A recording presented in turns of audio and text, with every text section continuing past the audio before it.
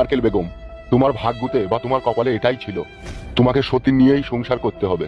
হ্যাঁ স্যার, যার যেটা ভাগ্য তাকে তো সেটা মানতে হবেই। তুই চুপ কর, খাদা কুকুর বেটা বাসে চাপা লড়িতে কাটা, তুই ডাঙায় ডুবে মরবি।